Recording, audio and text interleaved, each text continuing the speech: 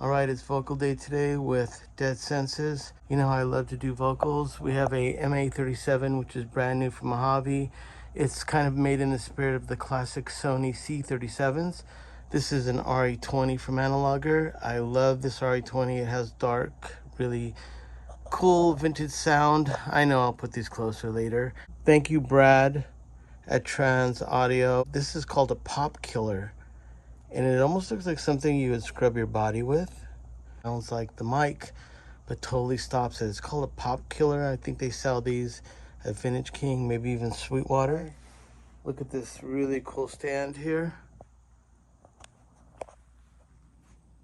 There it is.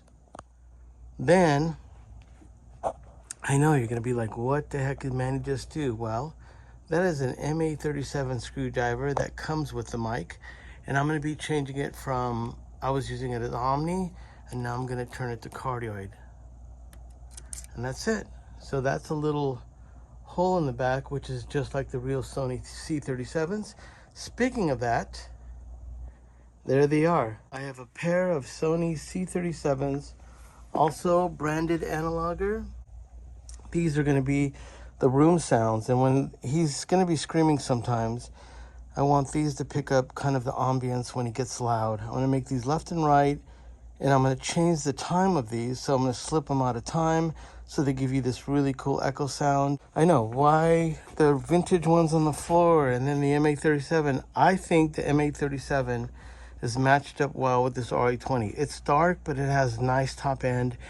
These are really dark and classic and have a lot of low end, but there's something about the MA37 on vocals. I've already cut a few records with it. I just really love it. And it's not as, Sony C37s kind of have a little bit of a smaller footprint. They have a low end and they sound really great, but you know, I think you roll the dice on if they sound the same or if matched. These two actually sound pretty good, but the MA37 will never fail me, and that's why I'm using it on the vocal. Power supplies are back there. There's the power supply for the MA37. So that's my vocal setup, and then I'll show you what I'm running. I'm going to be using the AudioScape 260 VU. There's two channels, it's stereo. I'm gonna put the RE20 into one, and then the MA37 into one. Then I'm gonna run that into an AudioScape 1178. Turn that on.